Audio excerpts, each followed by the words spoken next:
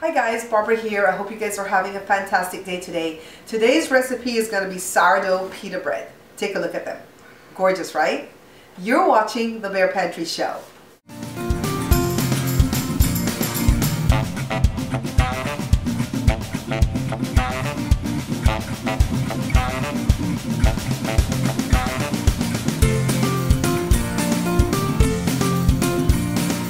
You're watching Bear Pantry Show. This is one of my 2 sourdough starters that I keep in the fridge at all times. So what I'm doing here is proofing the sponge, guys. You have to do this every time you're going to use the sourdough starter, okay?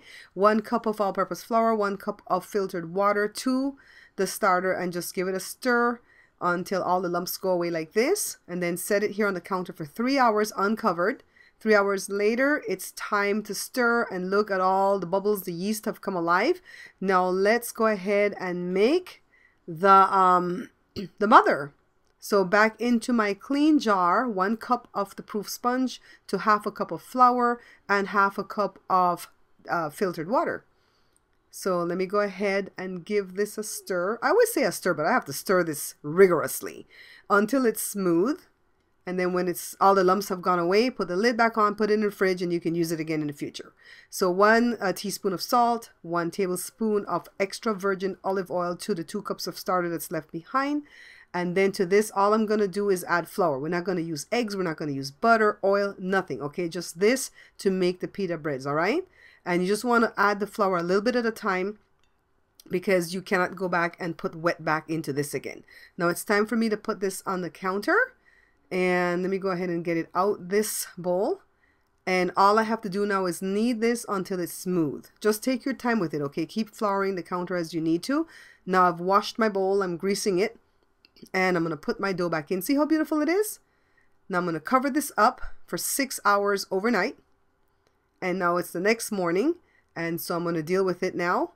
All I'm doing here is re-kneading. Just kind of squeeze, roll, tuck. That's what kneading is, okay? It's not, you know, it's not science. Well, I guess it is. So anyways, I'm going to use my tool that Jada gave me.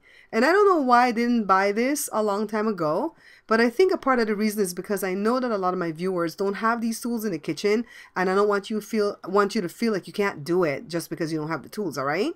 So let me go ahead and roll each of these into balls. I got 8 pieces, so we're going to get 8 pita breads from this dough.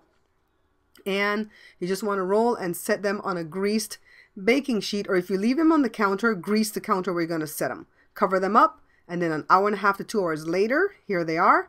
Now it's time to make the pita breads. Finally, we're here. What, 9 hours later, guys? I must really love sourdough, huh? So let me go ahead and roll out this first one. And be patient with it, all right? It's going to be sticky. It's more sticky than the other type of regular pita bread. And the cast iron skillet is heating up for me. And I'm not going to use the kamal. I'm just going to use the cast iron skillet. Remember what happened the last time when I used the kamal? It burned, right? So this one's not going to burn. It's gorgeous. It doesn't have a pocket, but it's still gorgeous. So let me try another one. And you don't want to roll out all the doughs at the same time. You want to make sure that they're covered with the cloth while you work on the one that you're working on. So this is number 2. And let me go ahead and put this into the cast iron skillet. And after it's cooked on the one side, flip it over. This one's coming with a little bit of pocket right here.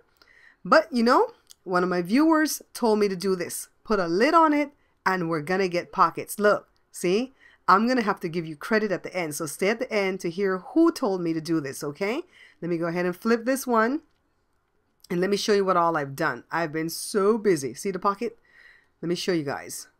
This one's ready. And these are all done.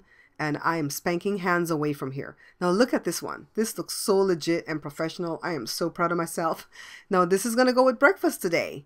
And of course we have pita chips.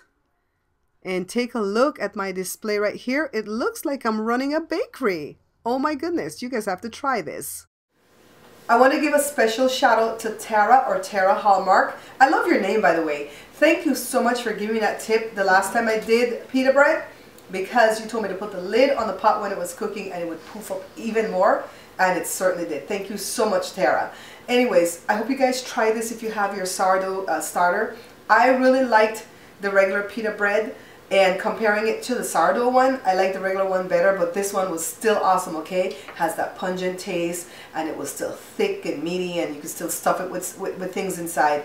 I just think I like the regular one a little bit better than this one, and that's okay, because I pretty much love everything that's sourdough, so but that's okay.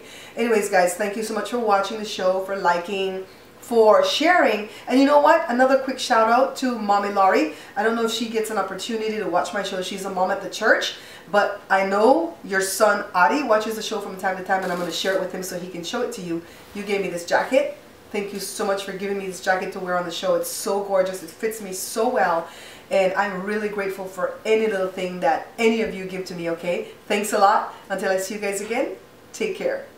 Thank you so much for watching, liking, and subscribing. Please check out my other channels, the Product Review channel, my family vlogs, and Joe's channel. You can find all the links in the description box below.